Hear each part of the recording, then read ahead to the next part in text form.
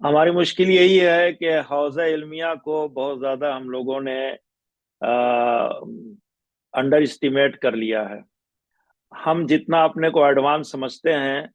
آپ یہ سمجھیں کہ حوزہ اس سے 50 سال ایڈوانس ہوتا ہے۔ اس لیے کہ حوزے میں جو بحثیں ہوتی ہیں، جو اجتہاد کی بحثیں ہوتی ہیں، اس کی ایک سب سے بڑی بنیاد یہ ہوتی ہے کہ وہ کہتے ہیں کہ فرض المحال لیس بمحال، کسی محال چیز کا فرض کرنا یہ محال نہیں ہے۔ اس پر پھر بحث ہوتی ہے، کوئی بھی ایک بحث۔ تو آج سے آپ دیکھیں کہ 70 تک ہمیں نہیں ملتا کہ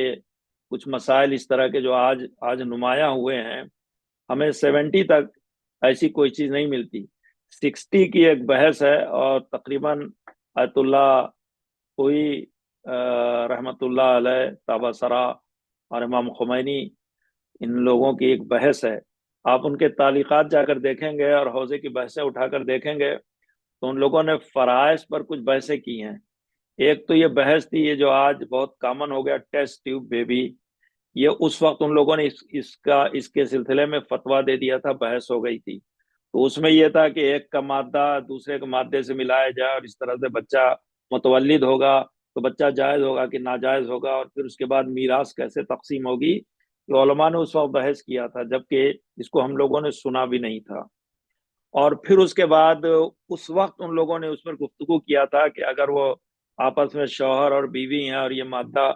ایک یکجا ہوتا ہے اور اس سے جو بچہ پیدا ہوتا ہے تو یہ حلال ہے، جائز ہے، اور میراث میں پورا پورا حق رکھتا ہے۔ لیکن اگر ایسا ہے کہ وہ عورت مرد میں کوئی بھی نامحرم ہے تو پھر وہ بچہ جائز نہیں کہلائے گا، میراث کا حق نہیں رکھتا ہے اس وقت۔ اس کے علاوہ ان کا اگر ایسا کوئی سلسلہ بن جائے آپریشن کا، کہ فرض کر لے ایک تندرست آدمی ہے اور ایک لاغر آدمی ہے، لاغر بہت ذہین اور زیرک ہے، تندرست انتہائی غبی اور کند ذہن ہے،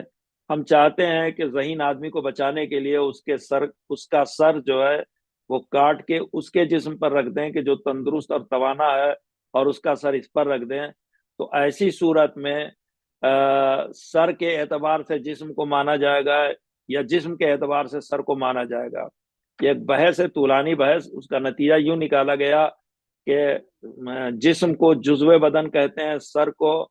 کل بدن کہتے ہیں، اور اس میں حدیث پیغمبر ہے کہ یا علی انت بمنزلۃ الراس من الجسد، علی تم کو مجھ سے وہ نسبت ہے جو سر کو جسم سے ہے۔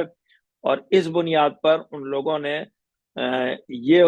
اس وقت یہ فتویٰ دیا تھا کہ یہ سر جس جسم پر لگایا جائے گا، جسم اسی سر کا تابع ہوگا۔ یہ بس یہ ہم ایک مثال پیش کر رہے ہیں کہ حوضے کی صورتحال یہ ہے کہ اگر کبھی انشاءاللہ موقع ملے، وقت ملے، جا کر آپ حوضے میں دیکھیں تو یہ جو بچے کہتے ہیں اور بچوں کی باتیں آپ جو ہم لوگوں کو بتاتے ہیں، یہ کوئی اتنی زیادہ متاثر کن ہمارے لیے نہیں ہے، اس لیے کہ ہمارا حوضہ الحمدللہ علم کی دنیا میں آج پوری دنیا میں جتنے بھی علوم ہیں ان سے 50 سال اور 100 سال آگے ہے۔